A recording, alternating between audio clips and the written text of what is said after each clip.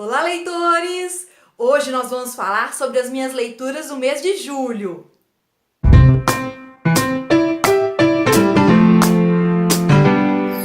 Nesse mês de julho eu fui bem eclética. Foram 8 leituras bem diferentes uma da outra.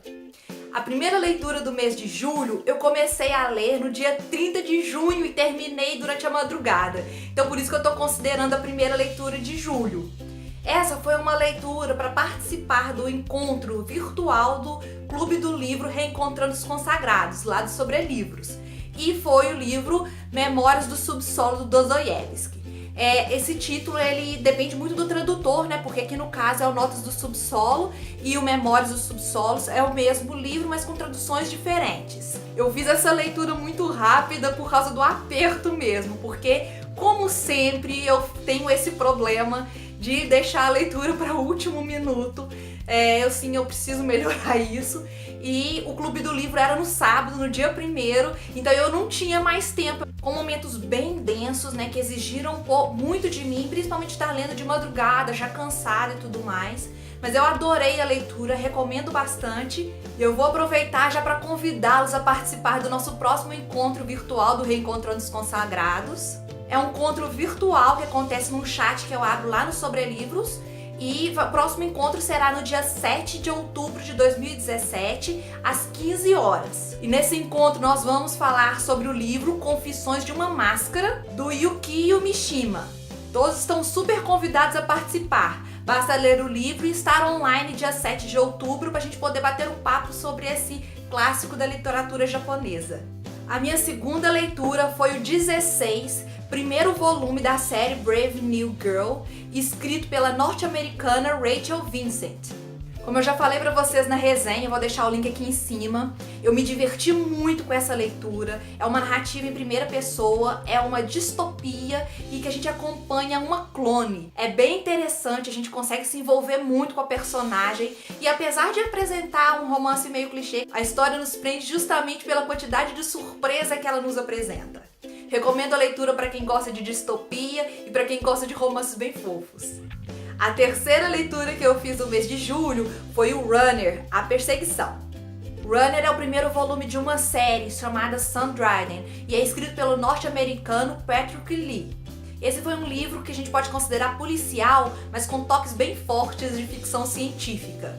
O Sam Dryden é um ex-militar, né? Ele é o nosso protagonista e ele tá fazendo uma corrida noturna quando esbarra com uma garotinha. E ela pede socorro, pede pra ele ajudar a escondê-la porque ela tá sendo perseguida e que se eles a encontrarem ela será morta. É muito interessante, é uma narrativa muito eletrizante, a gente fica o tempo inteiro ansioso para saber como que o Sam Dryden vai sair das suas enrascadas, né? De todas aquelas situações que a gente não consegue ver saída. E é muito, muito interessante, principalmente por causa do lado da ficção científica mesmo. Os questionamentos e levantamentos apontados, é muito interessante. Eu indico a leitura para todos aqueles que gostam de livros policiais, né, que gostam de acompanhar uma perseguição e para aqueles que gostam de ficção científica. A minha quarta leitura foi O Silêncio, da Richelle Mead. Eu sou completamente apaixonada pela história de Academia de Vampiros da Richelle e, em consequência, de Bloodlines também, que eu realmente estou lendo e estou adorando. Mas em Silêncio eu tive certa dificuldade de adentrar essa história. Isso porque a Richelle tentou criar um universo que não me convenceu muito. Me pareceu muito com esse mundo ocidental que a gente está acostumado, mas que ela quis forçar esse ambiente oriental. Então eu realmente não gostei tanto assim. Mas a narrativa, os personagens são maravilhosos. A Michelle tem uma habilidade muito grande de nos envolver. Suas personagens, suas protagonistas, né, são mulheres fortes, que vão atrás do que querem, que não ficam esperando o mocinho. Então eu gosto muito disso. Ela sempre surpreende a gente nas suas histórias, na composição, né, do enredo. E em Silêncio ela traz a história da Faye, que mora numa aldeia no topo de uma montanha. Nessa aldeia, todo mundo é surdo. Então eles só conversam através da linguagem de sinais. Como lá o solo é muito difícil de cultivar alimentos, eles dependem da cidade que fica ao pé da montanha. Os aldeões escavam uma mina e todo o minério, né, e todas as pedras preciosas que eles conseguem, eles enviam através de uma tirolesa para a cidade que é ao pé da montanha e em contrapartida eles enviam alimentos. E cada vez esses alimentos vão escasseando, vão diminuindo, até que chegou um ponto que eles estão passando fome. E a Faye precisa tomar uma decisão para poder ajudar ou não a sua aldeia. É muito interessante, vale muito a pena ler. Eu indico para aquelas pessoas que gostam de romances e que gostam de certo toque de fantasia. A próxima leitura do mês de julho foi com certeza a minha favorita. Eu amei cada linha e foi o Guardiã de Histórias da Victoria Schwab. Essa é uma narrativa em primeira pessoa em que a gente conhece a protagonista Mackenzie. A Mackenzie é uma guardiã. Imagina uma espécie de biblioteca que, ao invés de conter livros, revistas, na verdade guarda as memórias das pessoas que já morreram. E no caso, além dos bibliotecários que ajudam a catalogar essas histórias, nós também precisaremos de guardiães, que são aqueles que conseguem capturar essas histórias quando elas se perdem, né? Quando um barulho alto o suficiente acorda uma dessas histórias e elas precisam ser resgatadas. Eu não sei se foi porque eu perdi recentemente a minha avó, então eu tô bem emotiva, então eu ainda tô nesse processo de luto. Então, ler essa história pra mim foi muito importante, me fez chorar muito, eu chorei muito lendo, foi emocionante, mas de uma certa maneira foi muito consolador. A narrativa da Victoria é muito boa, a gente se envolve bastante, não vi problemas nenhum na construção desse cenário, na construção desse universo, e eu indico muito para aqueles que gostam de livros de fantasia. Esse é o primeiro volume de uma série. Como eu amei o Guardiã de Histórias, eu resolvi ler o outro livro da Victoria, que é Um Tom Mais Escuro de Magia. Mas nesse caso, ele é o primeiro volume de uma série de fantasia épica. Aqui, a Victoria constrói um universo bem interessante. Na história, ao invés de ter apenas uma Londres, existem 4. E essas 4 Londres não coabitam o mesmo mundo. Na minha cabeça eu imaginei aquela teoria de universos paralelos, em que uma Londres está separada de outra apenas por um véu. Há muitos anos, as pessoas que vivem em cada uma das Londres não podem ir de uma Londres para outra. Esse trânsito foi proibido. E o nosso protagonista, o Kel, ele é um dos raros viajantes que conseguem transpor as Londres, que conseguem viajar de uma Londres para outra. Ele nasceu na Londres Vermelha e ele leva a correspondência do seu rei para as outras Londres e traz as mensagens de volta. Nessa história, a magia é muito importante e ela brota muito forte na Londres Vermelha. Mas a gente sabe que a Londres Cinza, por exemplo, já não tem mais magia, quase ninguém consegue manifestar magia na Londres Cinza. E na Londres Branca, eles exploram tanto a magia que eles tornaram-se cruéis. E a Londres Preta, ela simplesmente foi aniquilada. A magia tomou conta e ninguém sabe o que aconteceu de verdade na Londres Preta, porque ela teve o seu portal selado. Nada consegue sair da Londres Preta. Apesar do universo construído ser muito interessante e a narrativa da Victoria ser muito boa, eu realmente não consegui me apegar tanto aos personagens. Eu até agora não entendi muito bem o porquê. E eu não sei se eu vou ler o segundo volume, eu fiquei nessa dúvida. Se vocês já leram, me indiquem aí, vale a pena, a história se aprofunda e torna mais interessante, porque eu realmente não fiquei com tanta vontade assim. A minha 7ª leitura eu tive que abandonar, eu realmente não consegui terminar a leitura, eu não gosto disso, eu resisto muito, mas infelizmente eu achei melhor interromper a leitura do que forçar, e o livro é O Amor dos Tempos do Ouro, da autora brasileira Marina Carvalho. Eu quero explicar com bastante tranquilidade o que foi os pontos que me fizeram abandonar essa leitura, sempre respeitando a autora, que é uma amiga muito querida, mas que eu acho que vale a pena eu falar mais detalhadamente para aqueles que querem ser escritores. Esse foi o primeiro livro que eu li da Marina Carvalho e eu espero muito ler vários outros livros, eu quero conhecer mais da escrita dela, apesar de ter me decepcionado com esse primeiro volume. A primeira questão é sobre as diferenças entre diálogo, sumário e cena em uma narrativa ficcional. Eu ainda quero gravar um vídeo específico falando sobre isso, sobre as diferenciações, mas agora eu vou dar só uma pincelada. Diálogo é bem óbvio, né? É que quando os personagens conversam entre si. E o mais importante nesse caso é a diferenciação entre sumário e cena. De modo bem resumido, No sumário, a gente conta alguma coisa para o leitor. E na cena, a gente mostra alguma coisa para o leitor. Nas cenas, sempre tem alguma coisa acontecendo ali, naquele exato momento da narrativa. E no sumário, a gente está contando alguma coisa. Normalmente, a gente condensa vários fatos, várias coisas que aconteceram para poder explicar isso para o leitor. Então é bem simples, é só você se lembrar. Se o autor estiver te contando alguma coisa, é um sumário. Se o autor estiver te mostrando alguma coisa, isso é uma cena. Essa diferenciação é muito importante porque precisa ter equilíbrio. Todos os livros precisam ter cenas e sumários. E o uso das cenas e dos sumários precisa ser equilibrado para poder ajudar o leitor a aproveitar mais a leitura, a entender melhor o que o autor está propondo. É indicado que nas cenas se mostre o conflito, que a gente consiga agravar o conflito cada vez mais através das cenas. As cenas normalmente exigem mais do leitor, o leitor se envolve mais com as cenas. Os sumários já são de extrema importância para a narrativa, mas eles são muito perigosos, porque se você não faz de uma maneira interessante, ele torna a narrativa muito cansativa para o leitor, ele pode se tornar repetitivo e desinteressante.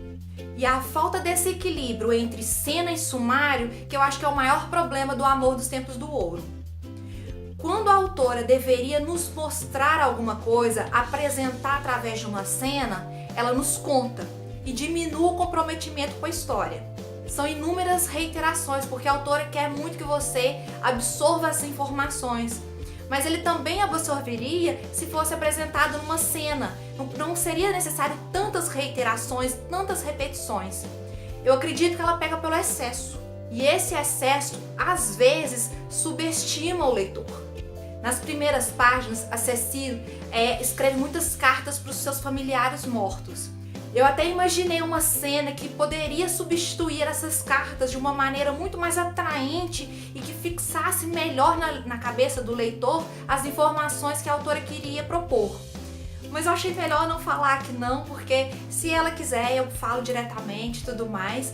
Mas só estou dizendo isso para exemplificar por onde que ficaria melhor uma cena ao invés do sumário, no caso as cartas. O uso de alguns clichês e dos anacronismos não foi uma coisa que me incomodou. E outro problema grave que aconteceu foi a troca constante dos focalizadores. O Amor dos Tempos do Ouro é uma narrativa em terceira pessoa, é um romance histórico que acompanha diversos focalizadores.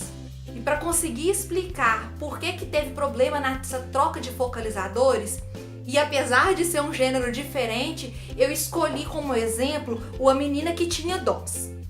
A Menina que Tinha Dons também é uma narrativa em terceira pessoa que acompanha vários focalizadores.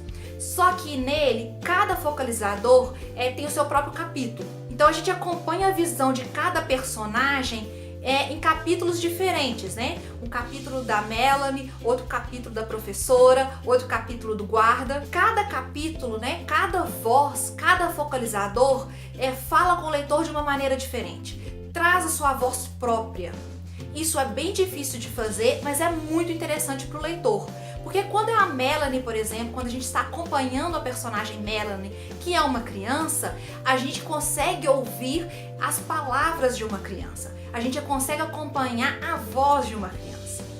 No Amor dos Tempos do Ouro, há uma confusão nessas vozes. Não há uma preocupação em dividir o texto, mesmo que graficamente, de quando troca o focalizador, quando a autora resolve apresentar um outro ponto de vista. Na série Gone, por exemplo, o Michael Grant, quando vai trocar um focalizador, ele dá um espaçamento. Ele dá uma tecla Enter, de um personagem para o outro, para a gente não se confundir. No Amor dos Tempos do Ouro, não há essa diferenciação. No máximo, de um parágrafo para o outro. Então torna a leitura muito cansativa.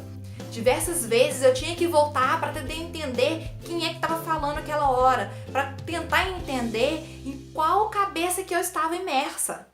Aí vocês devem estar se perguntando, eu acabei de falar que a autora de vez em quando subestimou o leitor ao dar informações demais e agora eu tô querendo que explique demais, dividindo os focalizadores, mostrando mais claramente para o leitor quando se troca os focalizadores. Gente, são coisas diferentes, tá? Não vamos tentar não fazer bagunça aí, porque quando tem essa troca repentina de focalizadores, perde-se a continuidade da narrativa, perde-se a fluidez. Então não é um problema de subestimar o leitor, você pode sair atropelando as coisas, que você pode sair confundindo o leitor. A leitura tem que ser fluida, não pode acontecer tropeços. Você, como autor, quer mesmo que o seu leitor fique o tempo inteiro voltando na narrativa para poder te entender? Eu vou dar um exemplo. Na cena em que a Cecile conhece o Fernão, a gente tem a visão de 3 focalizadores e a diferença é de parágrafos. Então a gente conhece o que a Cecile está pensando, o que o Fernão está pensando e o que o tio da Cecile está pensando.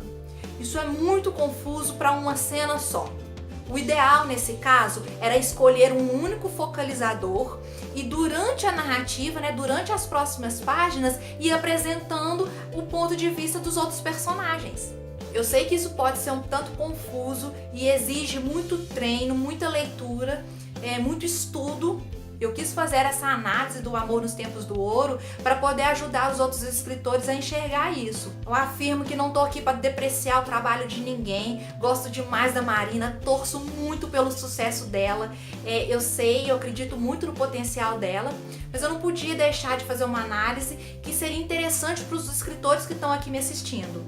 E o 8º e último livro que eu li nesse mês de julho foi o Aceitação, que é o 3º e último livro da trilogia Comando Sul, escrito pelo Jeff Vandermeer.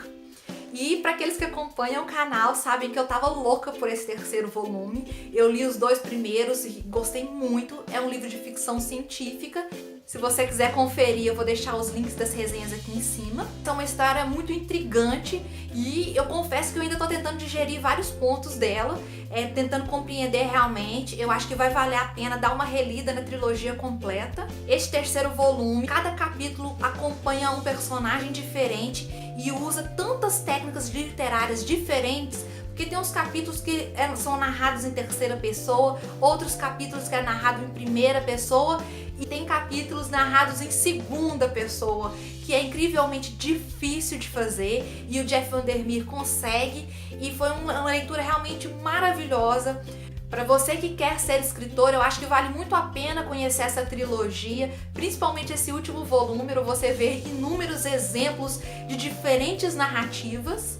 E o mais interessante é que o Jeff faz isso sem confundir o leitor. É uma narrativa bem fluida, bem interessante. Eu vou deixar para falar mais sobre essa estação na resenha, mas eu afirmo para vocês com a maior tranquilidade. A trilogia Comando Sul entrou para minha lista de favoritos e eu indico muito para aqueles que gostam aí do bizarro, do diferente, da ficção científica. Esse foi o primeiro vídeo que eu gravei falando sobre as minhas leituras do mês e eu queria saber de vocês. Gostaram? Acha que vale a pena eu continuar gravando? Por favor, comentem e curta, compartilhe. Eu agradeço muito quem está ajudando aí na divulgação do canal. Se você não é inscrito, se inscreva e acompanhe aí o meu trabalho. Eu, além de fazer críticas de livros, eu também faço um trabalho com escritores, Eu posto vídeos falando sobre criação literária, que recentemente eu me tornei mestre em escrita criativa, participei de umas oficinas, então eu gosto muito de compartilhar esse conhecimento que eu tenho. Então, muito obrigada por assistir até aqui, até semana que vem e boa leitura!